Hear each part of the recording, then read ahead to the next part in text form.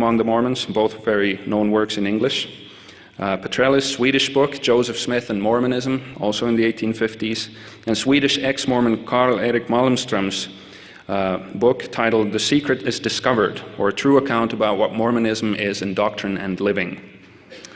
In 1872, a lady who had become a Mormon abroad visited her former hometown on the west coast of Finland. Quote, "But because of that, we are most probably not threatened by missionaries from Salt Lake City, the glory of which is strongly declining," wrote a newspaper correspondent.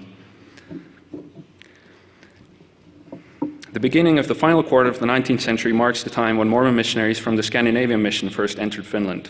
The number of missionaries in Finland was never high, with a normal crew consisting of only 1 or 2 at a time. As Swedish speakers, they worked mostly on the coast and did thus not reach the Finnish-speaking majority population of the country. At this time, there was no religious freedom in Finland, and thus the missionaries' work was illegal and they sometimes had to suffer the consequences. This meant that they could be harassed by local officers and local clergy and that their books could be confiscated. The high level of societal resistance eventually led to the missionaries being taken away from the country for a long time.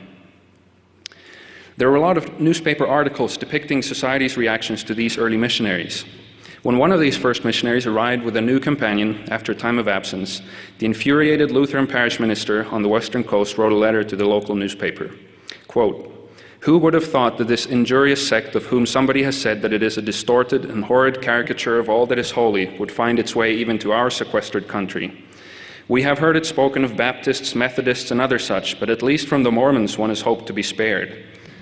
These both Mormon missionaries, who wisely enough have settled their arrival to the area at such a season that they would not need to be anxious about being swiftly sent packing to Sweden on a steamer, have also they settled down in Klemetsö, a place on the western coast, which thus seems to be in danger of becoming a furnace for Mormonism.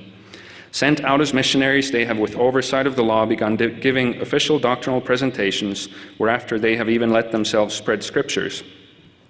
After the Mormon conversion and departure to the USA of 2 Finnish women, another writer asked, quote, "Shall nothing be done to prevent unskilled and ignorant people from becoming victims to the Mormons?" Perhaps the epitomizing example of opposition to Mormon activities in Finland at this time comes from the life of an early Swedish convert, Johan Blom. He had joined the Mormons in Sweden in 1876 and could have emigrated to the Utah Zion in 1880. After speaking with a local leader who told of the missionaries' great difficulties in Finland, Blom chose to move to Finland instead of the Utah Zion. He was a gardener by trade and became employed by the Baron Edvard Hiesinger in southern Finland in May 1880. According to later newspaper reports, it was agreed between the two that the former would confine his religious activities to his home. As time went by, however, interested listeners came to attend Blom's religious devotions. He spread some tracts and eventually baptized 2 persons on a Sunday, the Sabbath, when the missionary couldn't do so. The Baron became angry and took the matter to court. Blom was charged with baptizing on the Sabbath, spreading the religious literature of a foreign faith, and with leading away people from the Lutheran faith to foreign doctrines. The court decided that Blom was guilty and ordered him to pay certain fines or spend 28 days in prison. Blom appealed, but the Imperial Senate agreed with the lower court, and Blom eventually spent his time in prison on bread and water, including a Christmas period, by the way. Scandinavia, apart from Finland, was a highly successful mission field for the early Mormons, and the Swedish, Norwegian, and Danish immigrants came to play a large role in the settlement of Utah. Not so with Finland. However, a Finnish newspaper reported that these countries, quote, "enjoy the questionable honor of being the Mormon peddler's best fishery." On the international scene, reporting on plural marriage continued in the newspapers, with legal developments against and reactions of the Mormons in the US being described to the Finns with some delay. Although the majority of newspapers unquestionably opposed plural marriage, the opposition could sometimes be presented in a humorous vein. One example comes from 1888 under the title, "How is one to work against Mormonism?" Quote, "The best way would be to send some fashionable milliners and tailors for ladies to Salt Lake City. The number and sums of the invoices would soon convince every Mormon that one wife is good enough." When the announcement about ending plural marriage came, some papers were quick to predict Mormonism's gloomy future, as it was seen to have signed its own death warrant. The 19th century that has seen Mormonism being born will probably also see its death. The population was also being informed about the Mormons in general terms. This happened, for example, through public lectures and through general newspaper and magazine articles concerning Mormon history and doctrine. These were sometimes more balanced and successful in depicting doctrines, and sometimes negative experiences also entered the picture and affected the public mind. When missionaries had turned up in Finland, one newspaper reporter gave the following information as a warning, quote, "Among the 4,000 to 5,000 Scandinavian Mormons that live in Salt Lake City, I met many who admitted they were disappointed in their hopes concerning Zion, while others, especially women, with the tears in their eyes spoke of their home on the other side of the ocean. They are here involved in the worst slavery imaginable, slavery under fanaticism and unskillfulness, and slavery under a gang of crooks, thieves, and murderers. In the temple, they are initiated into the gloominess of plural marriage and human sacrifices, blood atonement, and come out thus initiated." Now, due to the scarcity of data and time, I will jump over this long survival period from 1890 to 1945 and move on to the more modern period. After World War II, the Mormon Church became serious about regularizing missionary work and establishing itself on a stronger footing in Finland. Various Mormon missionaries serving in Sweden along with church leaders from Sweden and the United States came to Finland in 1946 and held public meetings. In 1947, the Finnish mission of the Church of Jesus Christ of Latter-day Saints was established. One of the first waves of opposition came from communists and left-wing circles who were suspicious about the activities of the newly arrived Latter-day Saints. This was sometimes seen in their newspapers, and in fact the Finnish Communist Party created a 6-page memorandum about the activities of the Mormon missionaries in Finland, which again, to remind you, is next to Russia, or then Soviet Union. Among other things, the memo accused the missionaries of being the warring USA's secret fifth column.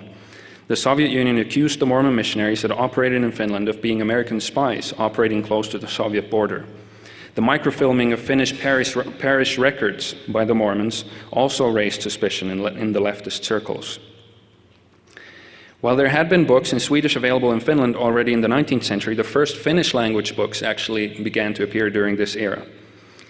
And this was probably a reaction to the increased activity of the Latter-day Saints. The first book was published in 1958 by dentist Laila Saarenmaa in the southern Finland city of Lappeenranta, shown here, called A Layperson's Thoughts About Mormonism. In December 1958, the Lutheran parish of Lappeenranta informed its membership that Saarenmaa's book was going to be distributed into people's homes because, quote, Mormon doctrine had been spread in the parish. A commentator further north recommended that people should give Saarenmaa's book, quote, to their deluded friends. Saarenmaa's work was followed 3 years later by Doctor of Theology Ura Saarnivaara, a very respected scholar. He wrote this book called The Mormons, or The Church of Jesus Christ of Latter-day Saints in Light of the Bible.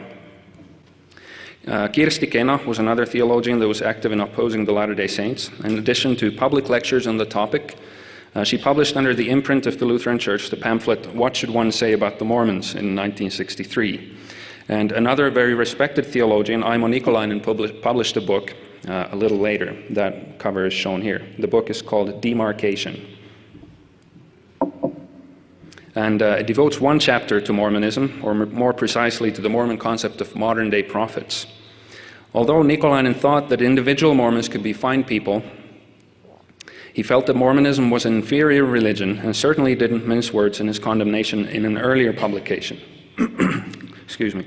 Quote, I don't know of a more pitiable or childish religious movement than the Church of Jesus Christ of Latter-day Saints, which was established in 1831 in Ohio. The Book of Mormon, which Mormons elevate to the same level as the Bible, is based on plates that never were in existence and on imaginings which at every turn contradict historical truth. End of quote. Now, the opposition during this time was mostly verbal and written, but there is also an account of 2 Latter-day Saint missionaries who, after exiting an anti-Mormon meeting in another church, were actually stoned and spat upon. This is in the 1950s, but this is the only example of that kind of opposition that I've found in my research.